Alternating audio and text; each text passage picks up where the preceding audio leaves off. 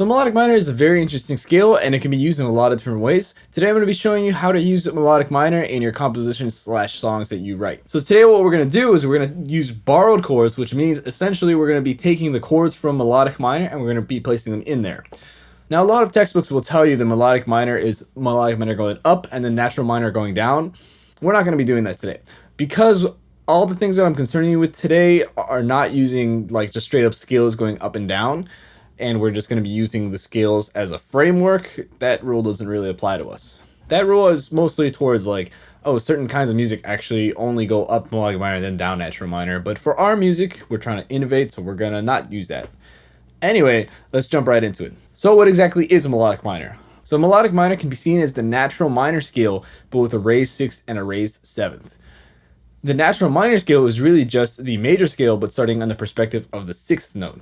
So for example, if we look at the key of C major, we have C, D, E, F, G, A, B, C. Now if we wanted the notes in the key of A minor, we would have A, B, C, D, E, F, G, A. So we're just rearranging things from the perspective of A. This kind of thinking can be called modal thinking. I wouldn't call it that. But anyway, let's keep going with this. So essentially what you're going to do is you're going to raise the 6th and the 7th degree of A. So in this case, that would be F sharp and G sharp that we have. So we have this new scale, but if we compare this A melodic minor scale to an A major scale, the only difference is the third. A major has a C sharp, A melodic minor has a C natural.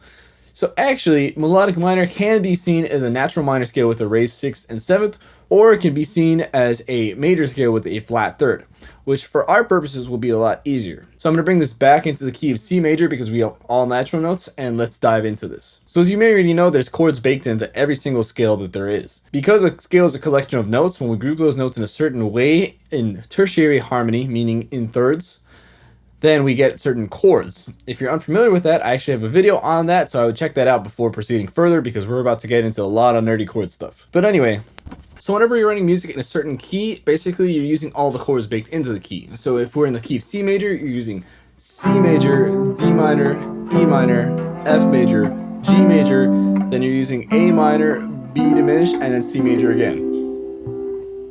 And generally with borrowed chords, I feel like the path of least resistance is always the best way because one, if you're writing melodies over it, there's only going to be a few notes you're going to have to change versus a lot of notes.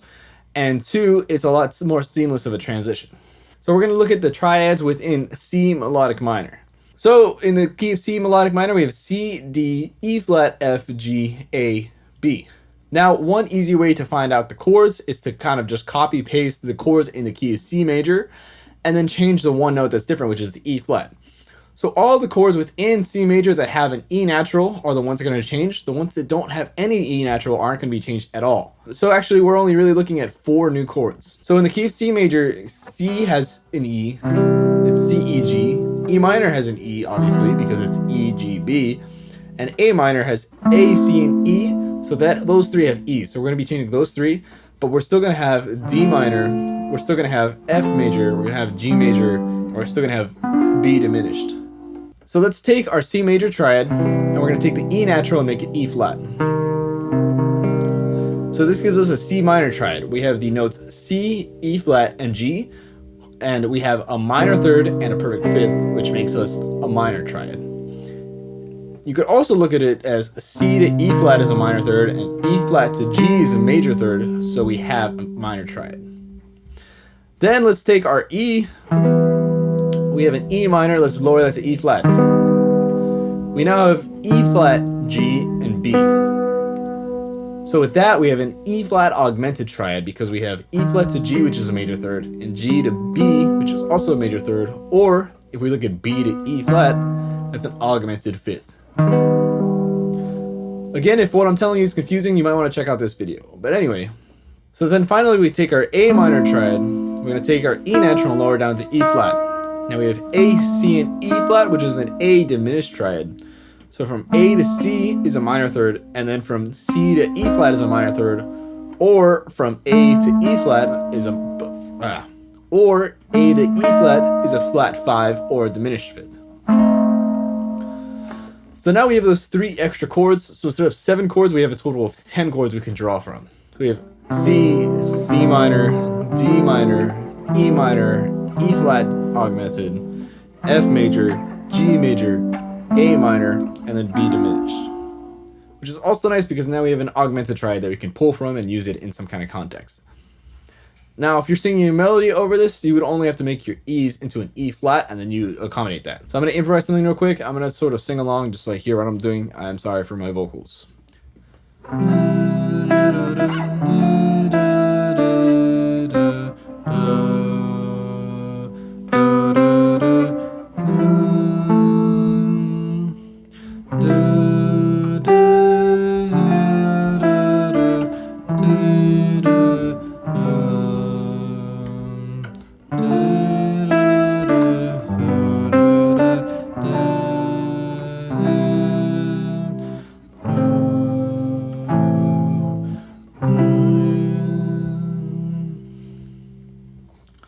So I just kind of improvised the melody, but I was mostly just singing notes in the key of C major and just adding these little chords underneath.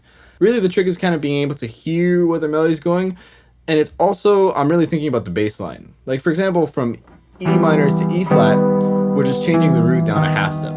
So it's like not that much of a change. There's only one note different. Really, it's the bass note. And yeah, one thing that I did learn from classical music is, like, for example, the voice leading in Bach and all the inner voices and how they move and interact with each other.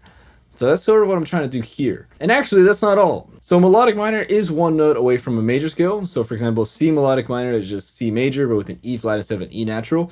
But it's also the Dorian mode, but with a raised seventh. So for example, if we look at D Dorian in the key of C major, we have D, E, F, G, A, B, C, D. If we look at D melodic minor, we have D, E, F, G, A, B, C sharp, D.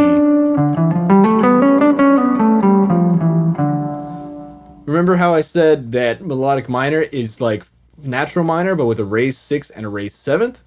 Well, Dorian is actually natural minor with a raised sixth. So it's only actually one step away from melodic minor. So we can actually borrow from those. And the note that gets changed is C natural goes to C sharp, which is interesting because we have our little pool of notes in the key of C major, and now we're adding a C sharp, which is a very dissonant note.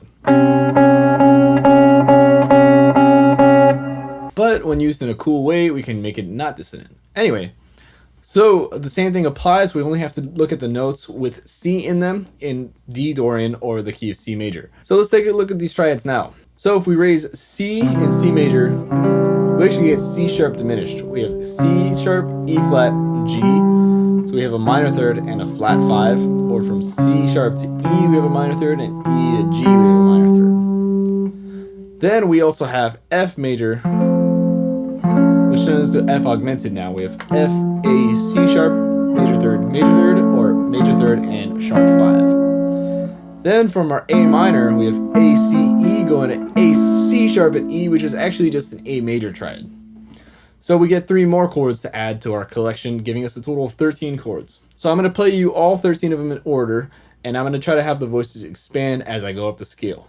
So we have C minor, C major, C sharp diminished, D minor, E flat, E minor, then we have F major, F augmented, G major, A diminished, A minor, A major, then B diminished, back to C. That's like a really interesting thing in all itself. Like, you can even use that as like a songwriting exercise, like write a melody over those chords. It's like this weird, like, kind of like do, re, mi, fa, sol, la, ti, do, or like do, re, mi, fa, sol, la, ti, do. Again, excuse the horrible vocals, but that's something you can do, which is kind of funny. And now with all that, you have so many more chords to choose from. And again, when you're writing melodies, just include that C sharp or E flat whenever you pivot over to the thing. And I want to give this piece of advice to you. This is a like technical, theoretical exercise. I wouldn't and don't write songs like this, but I like to do these exercises because it teaches your ears to hear this new sound. This is definitely a sonic experiment, but it opens your ears to possibilities that you may not have thought of before, and it's a way to kind of go through these things. But generally, like, I would say rely on your instincts first and foremost. That's your most important thing. And ask yourself if it sounds good. Like if you heard all the things I just played and you're like, that sounds like terrible, then like don't use it. You don't have to use this. But I think it's good to just learn this information and then do what you want with it. But anyway, if you want more Melodic Minor, I have a video on modes of Melodic Minor where I go a lot more in depth with this. Thank you so much for watching. If you stuck around this far, thank you so much, and I hope to see you in the next video. Take care. Gotta get the blue light for YouTube. There it is. That's my song.